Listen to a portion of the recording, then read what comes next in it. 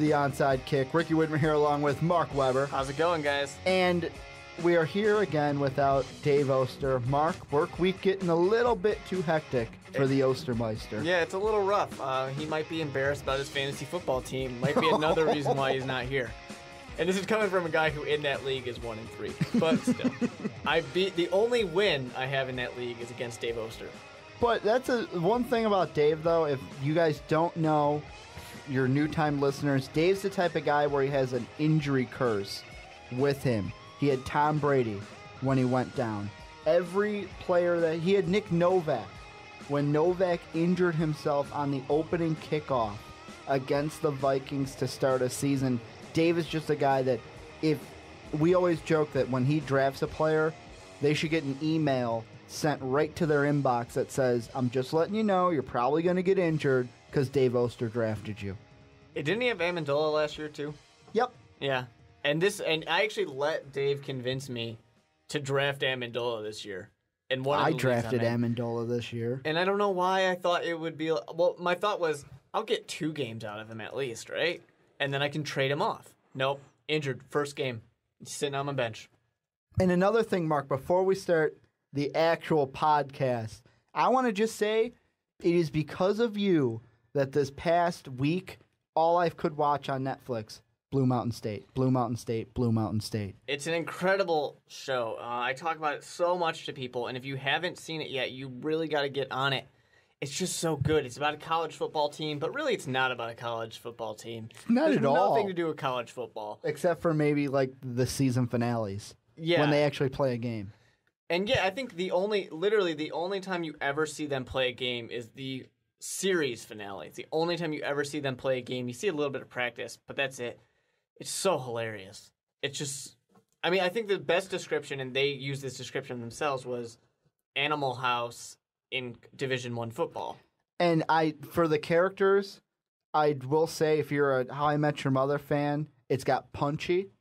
It's Tez Mosby's best friend, and he plays Sammy. One of the creators of the show was instantly one of my favorite characters. He's a funny one, but you just fall in love with Thad right away. No, you fell in love with Thad. Thad is the best. Or Kevin. He's the best. Call him Thad. He is the best character on the show. Alan, what is the... Oh, Alan Richardson? No, something close to that. But he's hilarious. He's just incredible. It's the perfect casting. I will say it was the perfect casting. You got Denise Richards is in it. And not often is Denise Richards and perfect casting said in the same sentence. Last week, when we were off the air, I quoted it, and I said, 9/11, never forget. And you're like, oh, you actually quoted it. It actually is a line in the first episode where they tackle him and say, 9/11, never forget. It's so, like, that first episode has so many none of this makes sense moments, but it's perfect. What I was like, this is going to be a weird show. And it is. It really is. It's a weird show, but it's so great. Check it out if you haven't already. And if you have, continue watching it again. And tell us down below in the comment section what you think of the show. But, Mark, let's get into the meat and potatoes. We got the Bears going to recap the Detroit Lions game, talk about the Saints game, going to talk about what went on with the Cubs as they fire their manager, Dale Sveum. And then we're going to talk about the Blackhawks and then our picks for NFL Week 5 action. And the Bears and the Detroit Lions, first loss in the Mark Trestman era. And the first thing I noticed, because I'm a Minnesota Viking fan, so everyone on my Facebook page is obviously Bears fans living in the city of Chicago. Everyone kept saying, oh, looks like we're back to the same old Jay.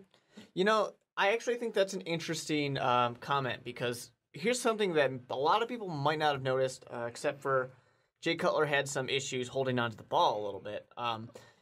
One of the things they had Jay Cutler work on in the offseason was holding the ball higher than he used to. He used to hold it actually fairly low. Now he holds it high.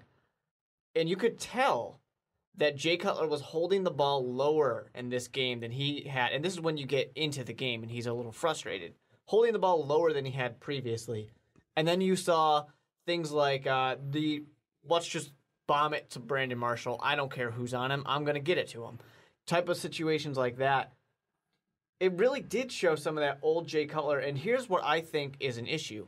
I've been complaining, and I've been letting a little bit of it slide, but I've been complaining and frustrated by the conservatism of Mark Trestman's play calling. He's a very conservative, let's just short pass, then we're going to run, then we're going to short pass, and then we're going to run again. It's very simple, very basic. And Jay Cutler, you could tell he was frustrated. He's sick of it. Jay Cutler was throwing it deep as much as he can because he knew we're down by a lot.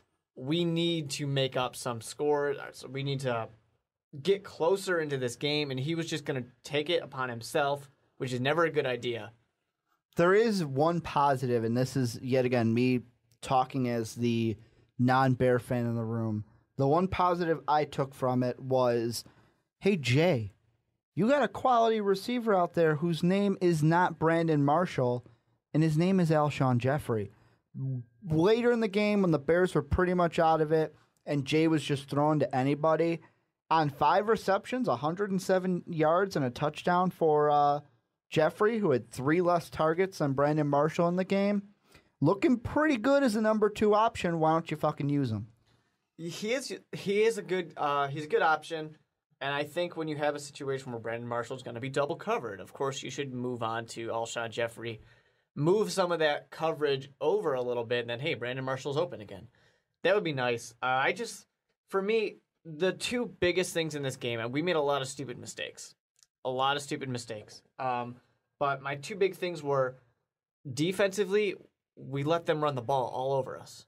And there's been a couple times where it has looked scary. We were supposed to be one of the better run defenses. Then Jay Cutler just got sick of it. And Jay Cutler decided he was going to be Jay Cutler and he was going to force passes because I don't know for sure, but it was pretty obvious he was frustrated with the play calling and taking it upon himself to make things happen. And that's an issue that I also have with Mark Trestman, that it's too conservative. I think we need to take some of those bigger shots every now and then. And you even had, announcers during the game complaining about how we're not taking shots. Yeah, but are you only saying that because you're a Bears fan and you're used to it being that way? I'm saying that because we have one of the strongest arms in the NFL in Jay Cutler and 2 of the biggest receivers in the NFL. Yeah, but this is the thing that I'm thinking about. And maybe it's because this is really the first time the Bears had ever had to play from behind. I mean, against the Steelers. We played from behind. Not really at this magnitude, we though. We weren't this bad. And, I mean, I kind of feel like this is the first bump in the Mark Trestman, the inaugural season, the Mark Trestman area, whatever you want to call it. But an interesting point, I think, is BS, because I like to think that it's the players on the field that decide the game. But there were Bears players who are on the defense, on the offense, both sides of the ball, saying that, they knew what we were going to do because Adonijah was telling them our calls and stuff. Yeah, I don't believe in that at all. I really don't. I think here's something a positive to take away from this. This was the first time Mark Trestman really had to go into half and be like, guys, we have to get it back together. He had to really meet the adversity in this game. Mm-hmm. And I think he did a fine job with that. Obviously, the score, 40-32, 16 points in the fourth quarter. We definitely are a fourth quarter team, and a little bit of that, some people might want to call it garbage time, but I think in a rivalry game, it still matters a lot. You could tell that we made good adjustments, and that's something you want to see. You got to remember, of course, that for the Chicago Bears right now, we're in a weird place where we're trying to get back, but this probably isn't going to be the year because we have so many changes. So seeing something like this, it's not bad to have a loss. I mean, no one's happy about it. We don't need to throw anyone under the bus or talk about how we need to draft a new quarterback, things like that. It's okay to have a loss in this situation if something positive came out of it. The negatives, obviously, are, throwing the playbook to the side, mm-hmm. forcing passes, dumb mistakes. But the positive things about this are our team had to get beaten down at some point. We needed that so we could see, can Mark Trestman come back from that? And I think he did a fairly good job.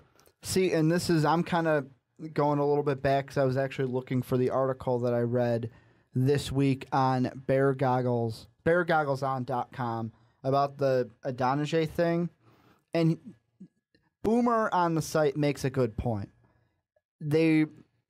First off, Trestman comes in and says, we're going to keep the Lovie Smith offense. We're going to keep it basically the exact same as we've been doing. Why change it? The offense is what's going to change. And then, 2, you have the week before against the Vikings. Oh, well, if Jamarcus Webb didn't help the Vikings beat us, how is Adonijah going to help us? But at the same time, he makes an interesting point, even though I don't think Adonijah tipping the Lions necessarily decided the game, but he said Izzy didn't sleep through all the meetings like I presume J-Web Nation did. Interesting. Yeah, I mean, before the season even started, Adonijah said he couldn't wait. This was the game he had marked on his calendar. He couldn't wait to go in and beat the Bears. Maybe that inspired him a little bit. Maybe that gave him a little bit of that shot going forward. But I don't know. I think Dave was okay with the Lions. He was a little higher on the Lions than we Dave was a lot higher than I said the Lions, honestly, and I'm wrong, obviously. I said they'd only win one game. Yeah, so we were low on the Lions. I was very low. But this was the away game for the Bears. If you're a Bears fan, don't panic right now. I mean, that's just silly. We knew this was a competitive division. If I'm a Bears fan right now, if I was, I'd be sitting here going, okay, do I want to lose to the Lions? No, but it could be a lot worse. It's a split. And this could take us into a little bit of the game coming up this weekend. But, I mean, you beat a Cincinnati team, which everyone thought was going to win the AFC North this year. They're looking bad the first 4 games of the season. A Viking team that, of course, I was high on because I'm a Vikings fan. But, I mean, coming off of, they have their running back saying, boom, I'm putting my shots, calling it on this day. I'm going to break Emmett's record. They're expecting big things out of AP. And a Steelers team that before the season, everyone's like, oh, you're going to finish last in the division. Oh, no, we're not.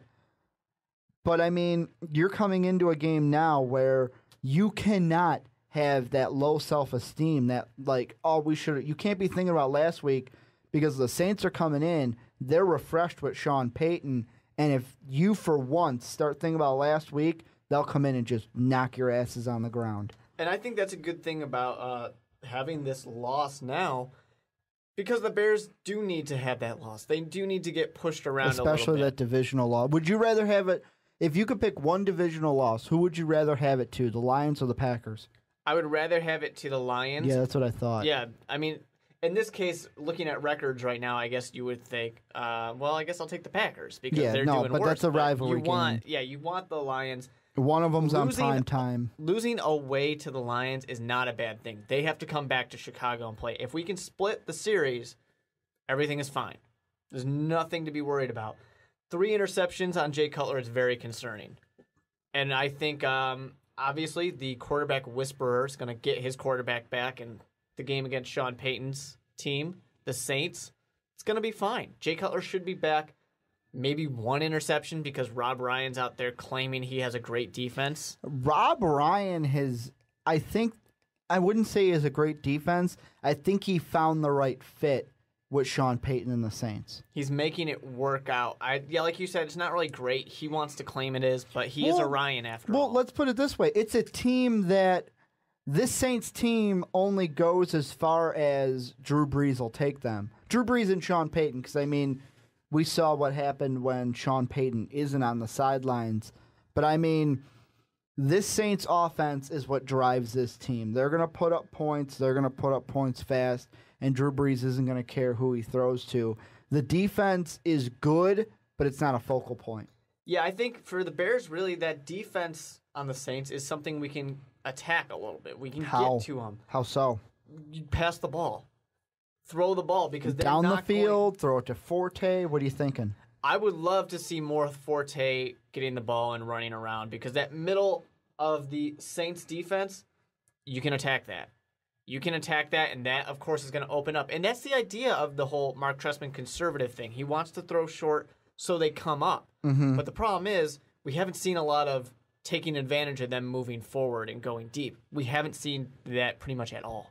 See, and looking at their last game, the defense for the Saints, a Dolphins team that was looking very good, Tannehill forced him to throw 3 interceptions. only let Lamar Miller get 62 yards on the ground, 11 carries. They did all the right things, but at the same time, even though they are 3-1 right now, they were 3-0 coming into that game.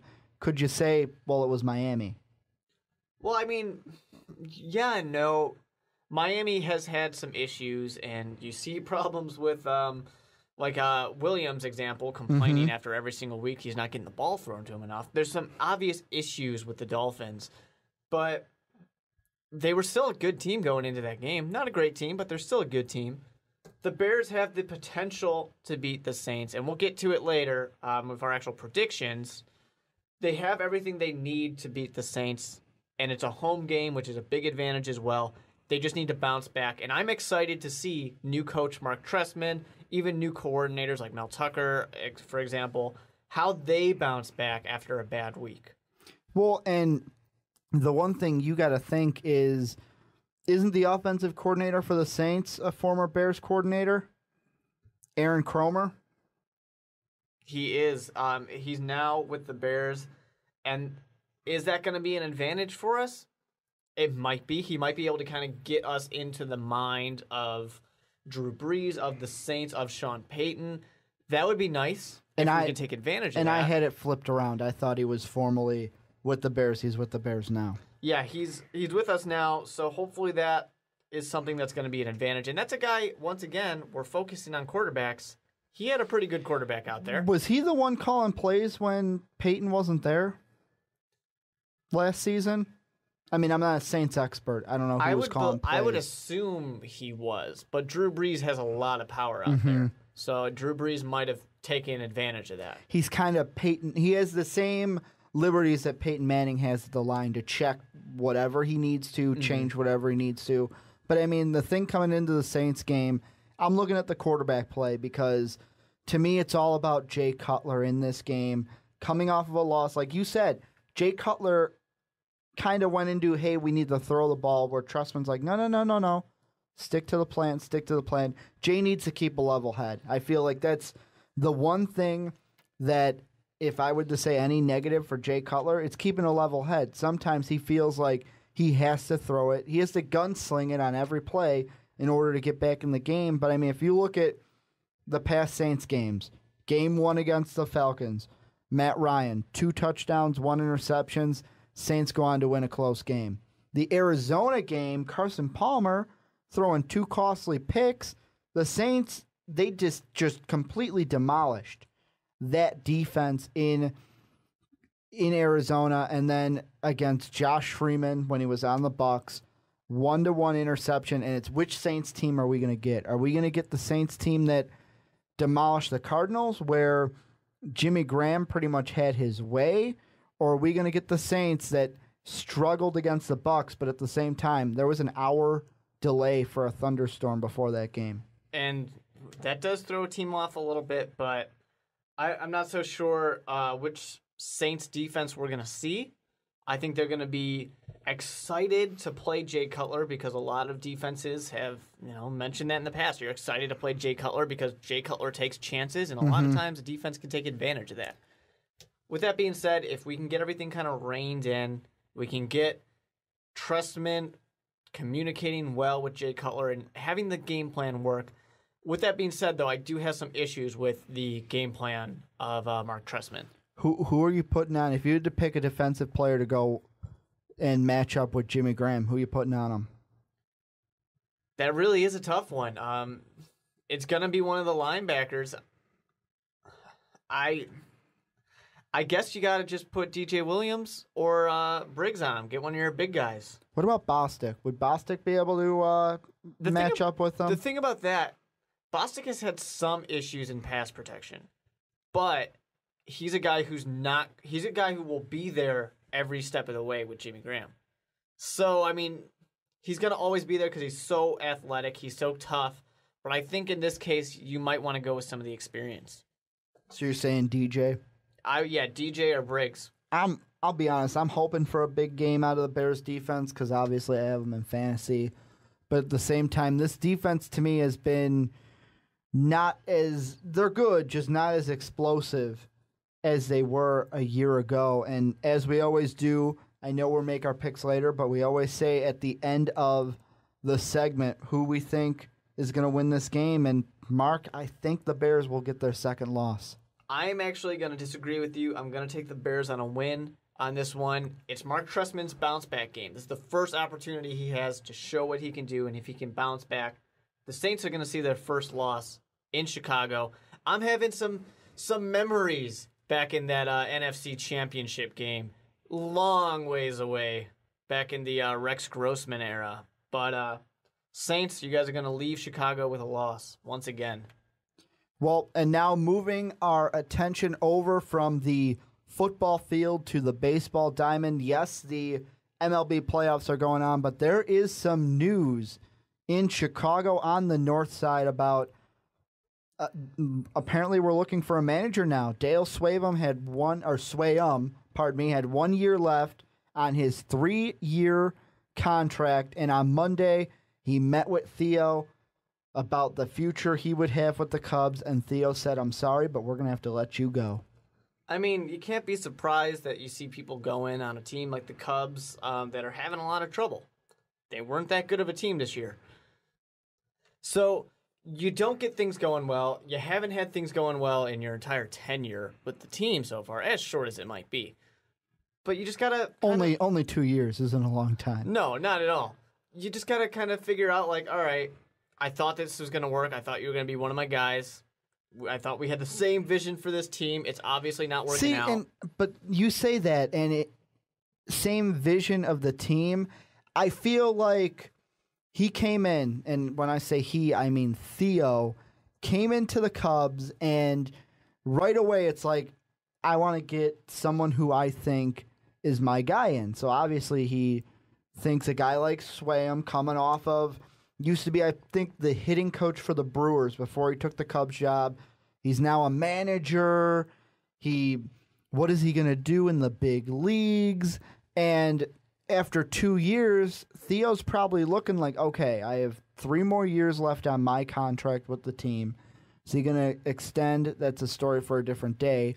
But who is going to be my guy? And really, was Sveum the guy for the long-term future or a placeholder?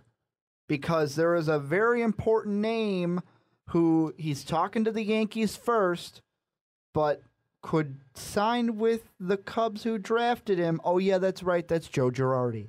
I mean, you got that connection there with the draft. This is a team that obviously is important in your heart.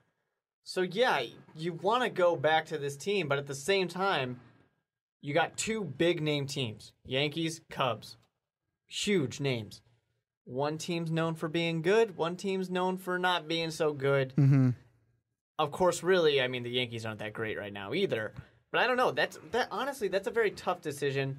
I would like to kind of, and I'm not a Cubs fan, I'm a White Sox fan, Yep. but I would kind of like to think you go with some of that loyalty of, you guys took a chance on me, let me take a chance on you. Well, and this is what I think with the whole Cubs situation. This reminds me so much. I can't remember if it was after we got rid of Quade. I think it was after we got rid of Quade, or it could have been when we were hiring Mike Quade. But it was right after Lou Piniella, because Lou Piniella said, you know what, Ryan Sandberg is your guy. He should be your manager. Cubs don't sign him. They go with Quade. They go with a guy in the system. This is obviously before Theo. Sandberg goes elsewhere because he doesn't want it. Why stay with a AAA program? Of course, he signs with AAA Philly. But now, he's the new manager of the Philadelphia Phillies. We could have had Sandberg as our manager and could have been the hometown guy. And this reminds me very much with this Girardi situation is we want Joe Girardi because he has that connection. He'd be a king on the north side if he became the manager of the Cubs. But there's 2 important questions that we got to ask ourselves. 1, is he the right man for the job? And 2, can he seriously make the Cubs a contender? And for Theo, that's one of the big things. That question right there. Can the Cubs be a contender? You got 3 years left on that contract. You want somebody in there who's going to at least give some hope. Well, and I feel like the Cubs, these past 2 years have been building, bringing in the prospects that Theo wants. Look at the first thing he did when he came here. I want to say it was before he even signed Sveum as the manager, he went out and traded with the Padres for a first baseman that he drafted in Boston. What was his name? Oh, I think it was Anthony Rizzo. And that's what you need when you're new. You get your guys in place. You show these are the people who are doing well. Oh, they're the guys I brought in. The guys you're excited about are people I brought in. That's what's working well. This is what I can do for you. Keep me around. See, and it's a longer quote, but I kind of want to say it because I think it's important of what Theo said the day that they fired Dale. He said, and I quote, "Today's decision to pursue a new manager was not made because of wins and losses. Our record is a function of our long-term building plan and the moves we have made, some good, a few we need to like back to further this strategy. Jed and I take full responsibility for that. Today's decision was absolutely not made to provide a scapegoat for our shortcomings or to distract from our bigger issues, a shortage of talent at the major league level. We have been transparent about what we are and what we are not yet. Today's decision, which was painful for all of us, was made to move us closer to fulfilling our ultimate long-term vision for the Cubs," end quote. And I mean, right there you see the situation where he's basically saying, it's not all about what's happened right now. We're not trying to pin a blame on him, but this guy is not going to be the guy to take us into the future. Well, and a guy like Joe Girardi's out there, and you're really not going to try to, like, the thing that's different is, like you mentioned, are the Yankees really that good? Sure aren't this year. The Yankees are in a point where they could have to spend so much money on Robinson Cano that it could handcuff them to not being successful. And is that a situation that you're going to want to go into? Or Absolutely stay with. not. Or stay with in well, his case. You're going to want to be there? Absolutely not. You want to go... I mean, the Cubs are a situation where they're kind of rebuilding into the right direction. You have a lot of control over there. You can adjust this. You can direct the team in the future. It's a very appealing offer. It's hard to turn up or turn away. And then one of the things we talked about, or I talked about in the onside kick video I did the day that they fired Dale, but Brad Ausmus, he was a lead contender for the job. Yesterday, Cubs say we're no longer interested in Brad Ausmus. They're putting all their eggs in one basket. For the Cubs, show that you're all about your hometown guy. You said, we drafted you. We knew you were going to be here. We knew you were a Cubby. Right now you're saying, we got nothing else. We know you're a Cubby. Come back home. Well, and one of the last things I want to say before we get to where we think Girardi will sign, because that's the main candidate for the Cubs' managerial job, but one thing I want to point out about Theo, the year he accepted that extension in 2006 to remain with the Red Sox, 2 years before that he hired a guy that he thought was his man in Terry Francona. What happened? What happened in 07 for the Red Sox in the first time in? Oh yeah, that's right. A curse ended and they won the World Series. Some magical way. Maybe the same thing can happen here. Who knows? I mean, I don't think so. And I'll admit the bias. I'm a White Sox fan. I don't see a World Series coming anytime soon for the Cubs. 2015. Well, okay. You keep just throwing out random years and hoping it's going to happen. 2 years. Typical Cubs fan. 2 years. I don't see it. I don't see it at all. I don't even see the playoffs in 2 years for you Cubbies. Well, where do you see Girardi signing? Obviously, you said you're not a Cubs fan. I'm do you not think a Cubs he stays fan, in New York? And I would like him to stay in New York just because, the Cubs are putting all they have into this. It would be funny for it to backfire on them as a White Sox fan. Well, I mean, last time we were looking for a manager, we kind of didn't put all of our baskets in Ryan Sandberg, and look what happened. Yeah. Very true. Very true. And now I think it's a hard deal to pass up. It's hard for him to go and say, I don't have faith in you guys. I'm going to stay in this place where my team's future for a few years is going to be really messed up because we have no money, we have nothing to deal with, we have a lot of issues going on right now. It's so appealing for him to leave that and go somewhere, start fresh, start new. I would find it hard to believe that he doesn't sign with the Cubs. Girardi, he's got to come to the Cubs because, I mean, why would you want to stay with the Yankees where the Yankees that we knew, that we grew up with, Mark, that I fucking hate, they're over. They're done. They're going to get Cano. They're going to be handcuffed to him. They're not going to be able to do nothing else with that. Girardi's going to be a Cub, World Series 2015. But now to move our attention, before we go back to football, quick little blurb on hockey. Yes, you know, Dave's not here, so we're going to talk some hockey. The Blackhawks opened up their season this week with a astonishing 6-4 victory on banner-raising night to beat the Caps and go 1-0-0 and get 2 points in hockey. That's a lot of points in hockey. Let's be real here. Yeah, it was great. I mean, that banner game, you have to win the banner game. You can't lose the banner game.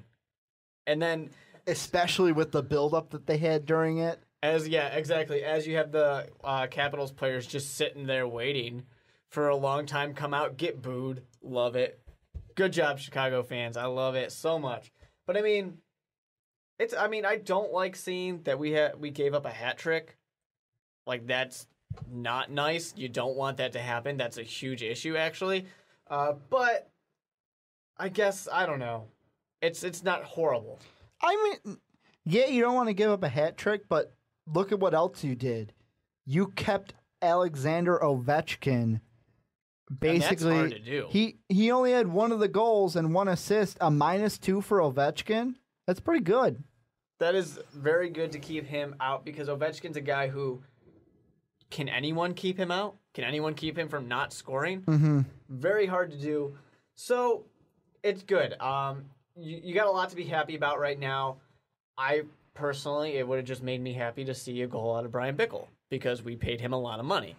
And yeah, but I mean, look at the goals we have for the Hawks. Bolig, Kane, and then you have in the second period one from Seabrook, and then in the third to round it out, Saad Oduya. And the King of Chicago, Marian Hossa, gets it done. Yeah, that's good to see. I just want it. Going into this game, I was hoping to have Brian Bickle go out there, show I deserved my contract. And I'm going to keep proving that I deserve that contract into the next season. That would have been nice. It would have been good to see that because we had to pay him. We had to pay him. He'll get it going just because he didn't get going game one. And the one thing I want to say is that guy who, Graborsky, who scored the hat trick for the Caps, first year with the Caps. He was with Toronto last year. So a little bit of a homecoming for him. A little bit of a, hey, look at what I'm going to do with my new team type thing. Exactly, which is fantastic. Something for them to be excited about. Of course, you know, you score 4 points in hockey, you expect to win. And the Capitals couldn't. And one of the things I want to bring up, yes, I know it's only after game one, but I was talking to a buddy of mine this week. He's a huge hockey fan, diehard Hawks fan. Said that he's not sure if the Hawks will make the playoffs this year. Do you agree? No, not at all. I mean, to say that they're not even going to make the playoffs is a joke. That they might not make the playoffs. Even think that they're not going to make the playoffs is a joke. I mean, what is this? The Baltimore Ravens? No. Exactly. I mean, they're a great team. Even if you had, let's say we missed on Brian Bickle. Let's say we paid him big money and he falls off. Doesn't matter. Still got Hossa. Still got Kane. Still got Taze. Still got Saad. Still got Shaw. Still got Sharp. I can just continue going on. We have so many great players that other teams would love to have. They would be the star of another team. And they're just, you know, maybe second line type of guys on this team. Well, and also our next game, you're going to be listening to this maybe after the game starts. We're recording this on Friday. Saturday, October 5th. Tampa Bay comes to the UC, and Tampa Bay, a tough first two games. They lose 3-1 to the runner-up Boston Bruins. Why did I say Baltimore? It's because you brought up the Ravens. They lose to the Bruins. Now they got to play the champs at home. That's rough. It doesn't get much more difficult than that. It really doesn't. I was saying this to you earlier today that you look at the beginning of our schedule, it's kind of easy. I mean, didn't you say you were predicting 6 wins, 6-0 start? No, I'm saying the 6-0 start definitely. And basically, if things go horribly wrong on this team, there's still pretty much what when we play St. Louis. That's the only tough one. Maybe Toronto will make it a little challenging on us as well. I mean, some big games for me. Just looking at the start of the season. October 19th when we play Toronto, because we'll see the guy who scored that game-winning goal to win the cup, Bolin. And then beginning in November, we're going to see Winnipeg. We'll see Michael Frolik again. So that's what I'm looking to. I mean, yeah, pretty much. There's not too much to be scared about at the very beginning, of course. But to be honest, it's still early. Yeah, it's still way early for that.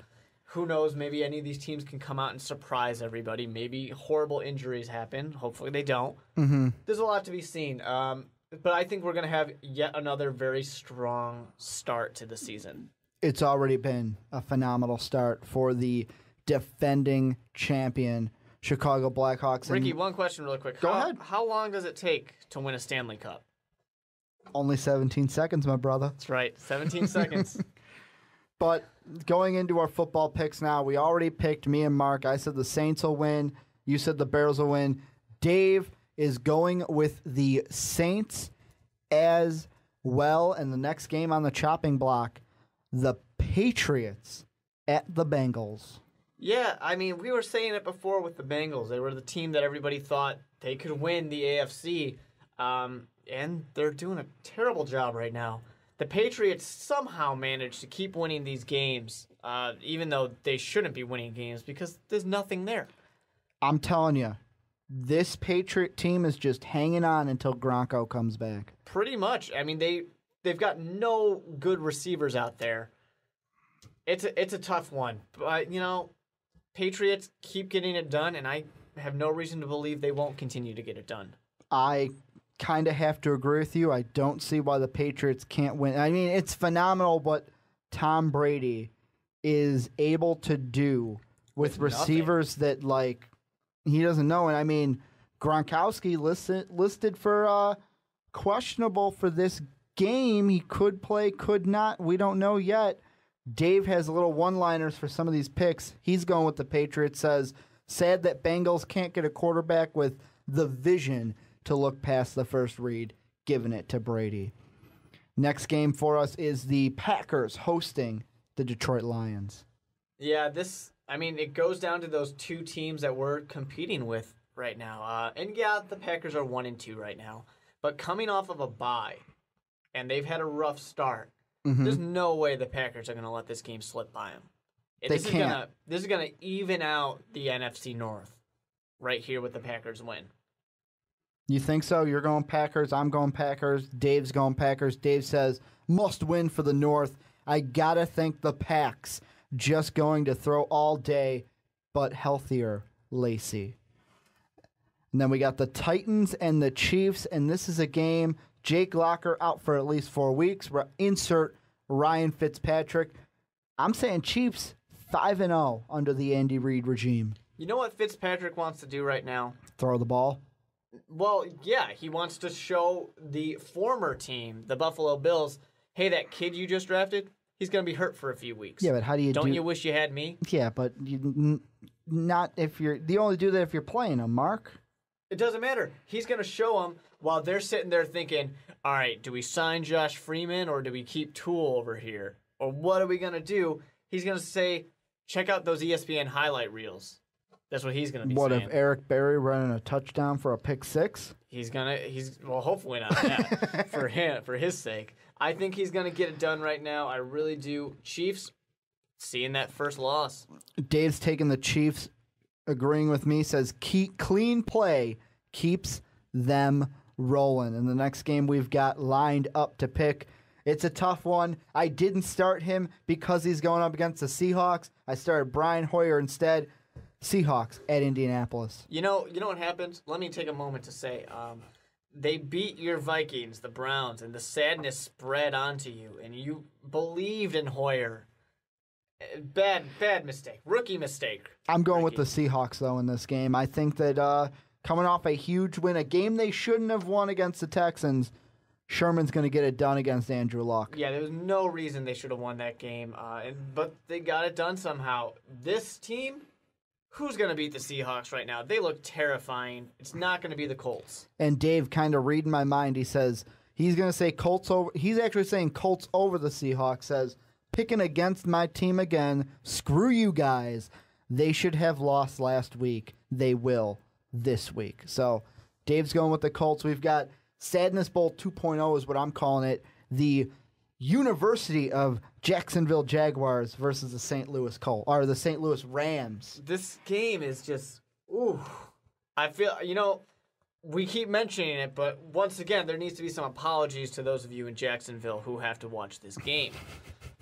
It's just going to be rough. The 0-4, we're shooting for the number 1 pick Jaguars. No way they can do anything ever this entire season. They're going to lose to the we can't do very much either Rams. Yeah, I'm going with the Rams too, and Dave says Rams over the college team they're playing this week. And then we've got, moving on, another AFC matchup, Ravens and the Dolphins. Dolphins trying to come back from their Monday night loss to the New Orleans Saints. I'm going with the Dolphins. I love this team. Plus, like Dave says, he's going Dolphins as well because you can't have faith in Baltimore right now. You really can't. They're showing no promise. They made a mistake in overpaying that quarterback. It's not working out for them. It's going to be the Dolphins.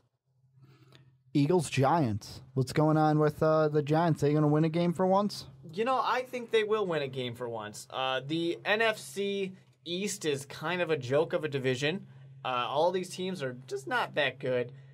I'm saying that beating that they took, the Eagles, the beating that they took against the Peyton Manning Broncos, some of that's going to be lingering, and that Manning magic is going to carry over to Eli for the first win.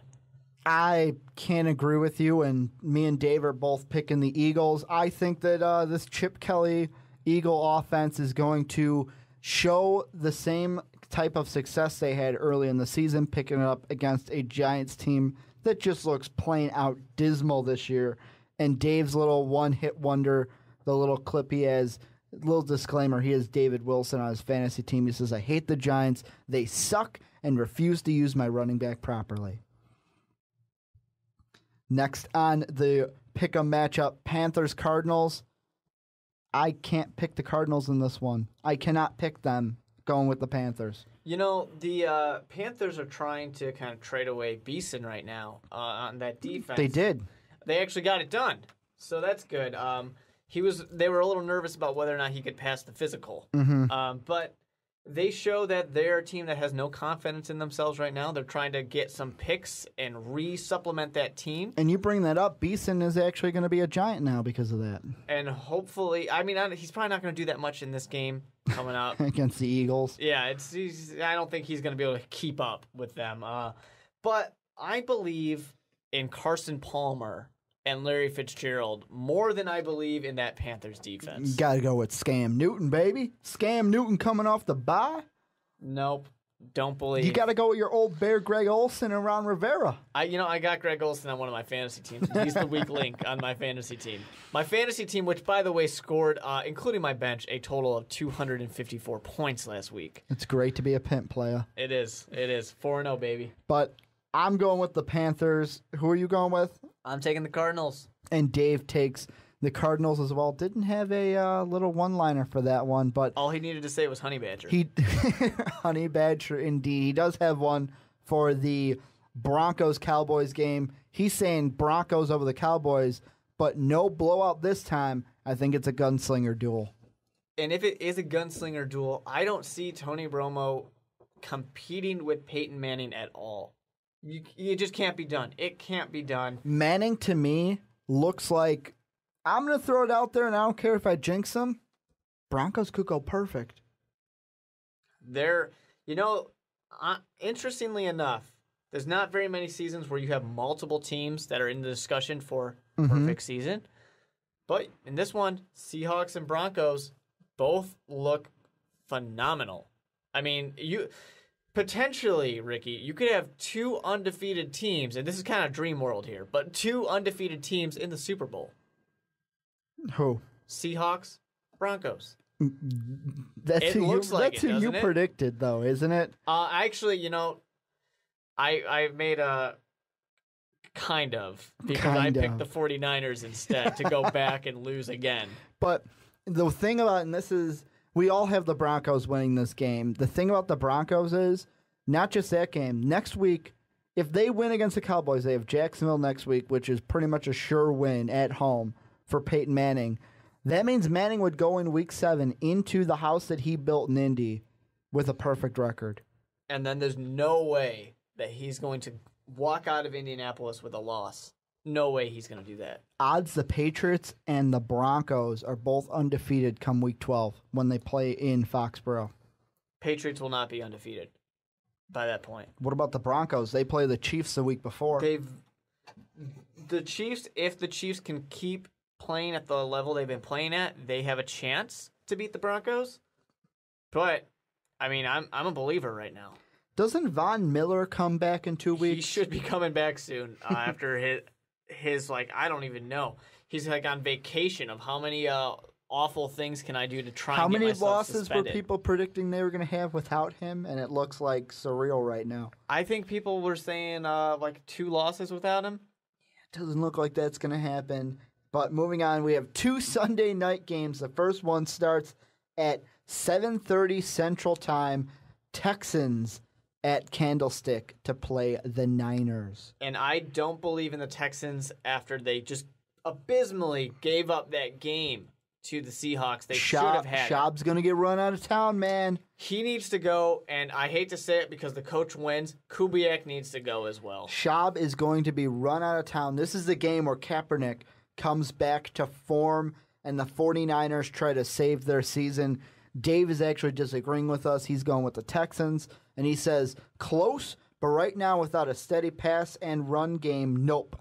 I'll take Houston with stupid scoring and risk Schaub throwing the game away again. Which he I've been saying it the past few weeks that Schaub likes to throw not to the receivers. He likes to throw it over there instead. Like to Richard Sherman? Yeah, exactly. No reason why he's not going to continue doing that against the 49ers. Well, and the second Sunday night football game that I will be watching at 10:30 Central Time, the Chargers against the Raiders. The reason why the game's at 10:30 is because the A's have a playoff game at 8 o'clock. Baseball really likes to get in the way of football. I don't know if they realize that there's football to be played, and they need to get out of the way. This is my thing, and you tell me if this sounds stupid. Why didn't they have the Raider game at 1 o'clock Pacific time? Because nationally, who cares? It's the Chargers and the Raiders.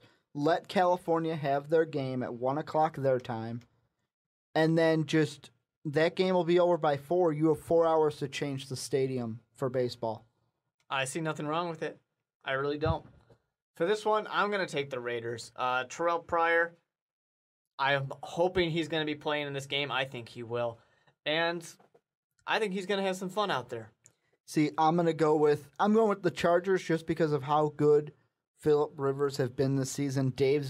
He says, go Chargers, go. I dig him, but Brain says Chargers for real. When he says I dig him, he means the Raiders. So he digs the Raiders, but his brain's telling him to go to the Chargers. He does love that Terrell Pryor. And the last game, Jets-Falcons. Dave's going with the Falcons, and his comment, bleh, sad Monday night. It really is. It really is. So for this one, the Falcons are 1-3 right now. Who saw that coming? I don't know if anyone did. I didn't. I got to take them over the Jets because it's the Jets. They're stupid. The Jets are stupid. And yeah, exactly. The Jets haven't won an away game so far. I don't see that changing. Yeah, but you got to see with this Falcon team, they lose to a good New Orleans team, a Miami team that no one expected to be as good as they are early on, and then a Patriots team that decided, we're going to come back and win this game. They're getting surprised and they're not getting it done. This is a team that people thought last year might win a Super Bowl. And the Falcons need to win this game. I'm picking them to win only because they got to get a win going into the bye week before they play Tampa. Oh, without a doubt. Without a doubt. If they're 1-4 going into the bye, morale of the team is crushed. But that's going to do it here for the Onside Kick. Don't forget to leave a comment down below, hit that subscribe button, that like button, and also hit us up on Facebook, facebook.com/The Onside Kick, and on Twitter at Onside Kick Real. This has been a great show for you guys. Signing off for myself and Mark Weber. As always, have a good day, everybody.